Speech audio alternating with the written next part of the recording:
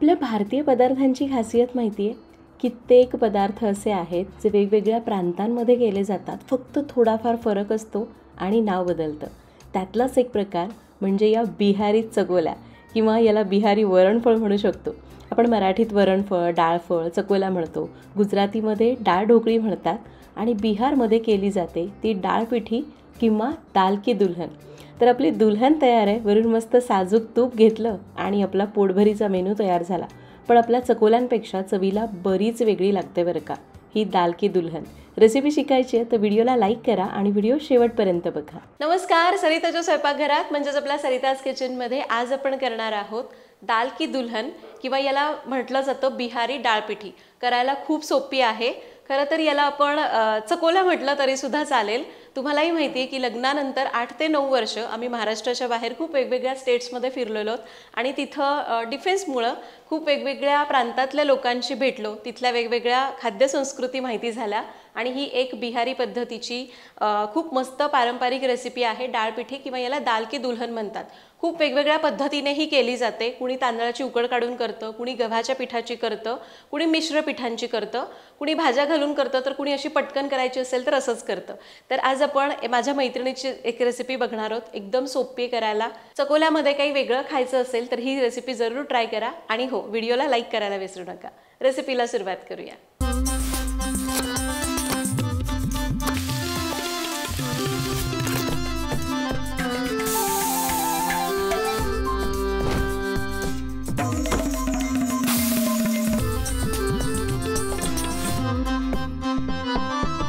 सगळ्यात पहिल्यांदा बघूयात की ही दाल की दुल्हन म्हणजे डाळपिठी करण्यासाठी साहित्य काय लागणार आहे. तर आपण घेतली पाऊण वाटी तुरीची डाळ आणि ही मी हळद, मीठ आणि तेल घालून शिजवून घेतली.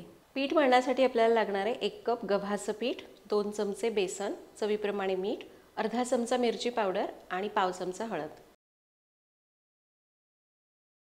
फोडणीसाठी आपल्याला लागेल 2 ते 3 चमचे तेल, 1 बटाटा मोठ्या फोडी केल्यात, थोडासा फ्लॉवर घेतला, त्याची अशी फुलं तोडून घेतलेली आहेत, 1 मोठा कांदा चिरून घेतलाय, 1 टोमॅटो बारीक चिरलेला, पाव वाटी मटार.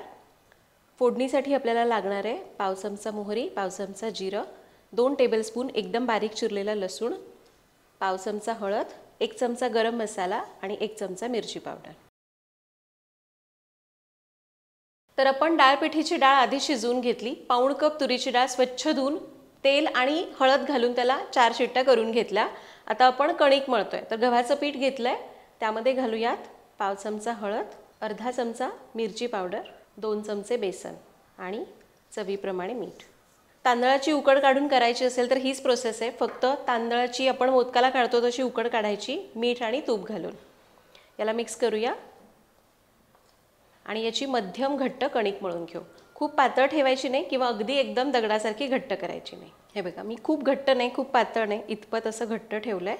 थोडंसं तेल लावूया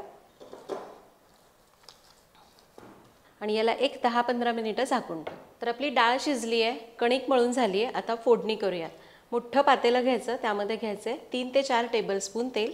याला तेल थोडं जास्त वापरलं जातं आणि हे आपलं सरिताज किचनचं लाकडी घाण्याचं तेल आहे, जे शुद्ध पारंपरिक आहे. कोणतेही केमिकल्स यामध्ये वापरले जात नाहीत. एकदा जरूर वापरून बघा. ऑर्डर करण्याची लिंक डिस्क्रिप्शन बॉक्समध्ये दिलेली आहे. तेल गरम झालं आहे, मोहरी घालू. मोहरी तडतडली, जिरं घालायचं. यामध्ये जाईल हिंग आणि ठेचलेला लसूण किंवा एकदम बारीक चिरलेला लसूण. थोडीशी कोथिंबीर घालायची आणि याला परतून घ्या. लसूण छान परतला आहे, यामध्ये घालूयात कांदा आणि टोमॅटो. यालाही परतून घेऊया. तर कांदा टोमॅटो थोडे परतले, यामध्ये घालू पावडर्ड मसाले, हळद, मिरची पावडर, थोडासा गरम मसाला मी फोडणीत घालते, थोडा आपण परत घालूया.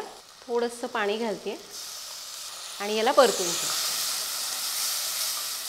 मसाले आणि पाणी घालून परतलं. आता यामध्ये भाज्या घालू. मटार, बटाट्याच्या फोडी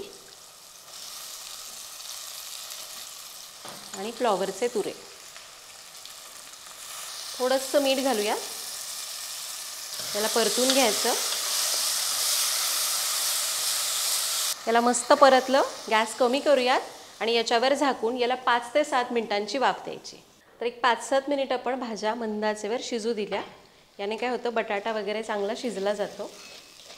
भाज्या छान शिजलेल्या आहेत. मीठ पण आपण भाज्या शिजताना घातलंच होतं. आता यामध्ये घालायची शिजवून घेतलेली डाळ. त्याचबरोबर भरपूर पाणी घालायचं आहे. सुरुवातीला हे पातळच ठेवायचं, कारण यामध्ये आपण जेव्हा ते कणिक सोडतो ना त्यावेळी ते अजून घट्ट होत जातं. याला एकदा चेक करूया. तर हे मला अजूनही घट्ट वाटतंय, त्यामुळे यामध्ये मी अजून पाणी घालते. आता चवीपुरतं मीठ घालायचं. गरम मसाला घालायचा जो आपण शिल्लक ठेवला होता. थोडीशी कोथिंबीर घालूया आणि याला मिक्स करून घेऊ. गॅस मोठा करून एक मस्त खळखळून उकळी आणू. तर आपण डाळ उकळायला ठेवली आहे. आता कणिकसुद्धा चांगली भिजलेली आहे, मऊ झाली आहे छान.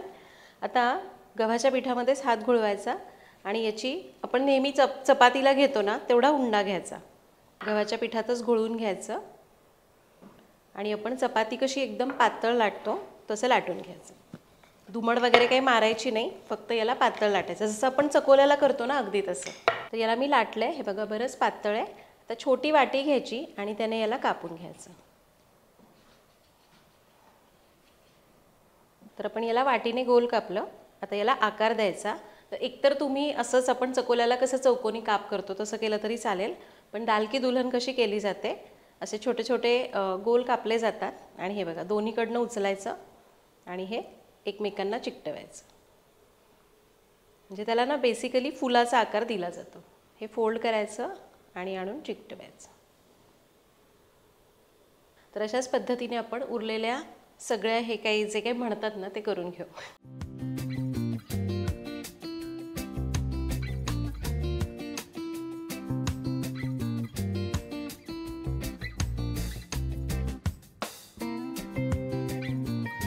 तर आपली ही डाळ फळं तयार झालेली आहेत. म्हणजे मगाशी नाव सुचत नव्हतं, पण आता डाळ फळंच म्हणूयात, कारण आपण तेच म्हणतो. दुसरीकडे आपण जी डाळ ठेवली होती त्यालाही मस्त उकळी आलेली आहे. यामध्ये आता ही फळं सोडायची. लक्षात घ्या, उकळी आली की मगच फळं सोडायची, जसं आपण चकोल्या किंवा वरणफळ करताना करतो ना तसं.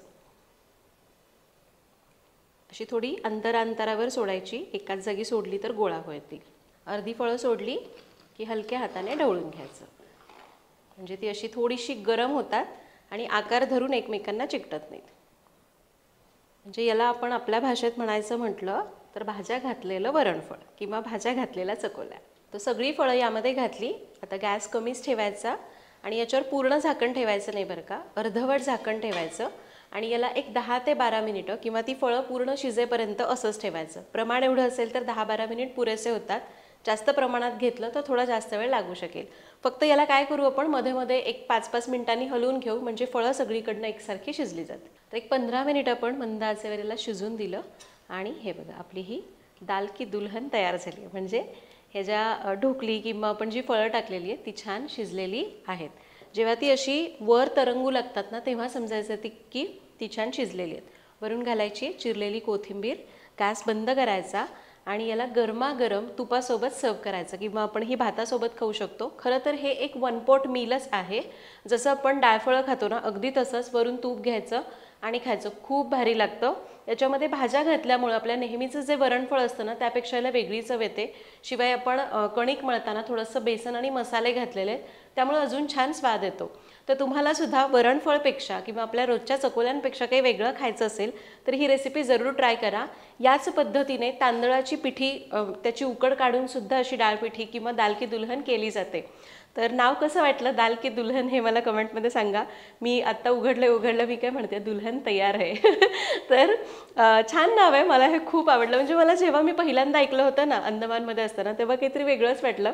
पण छान आहे ही रेसिपी. जरूर करून बघा. कमेंटमध्ये सांगा की कशी वाटली. पुन्हा भेटूया तशाच एका नवीन व्हिडिओमध्ये. तोपर्यंत धन्यवाद.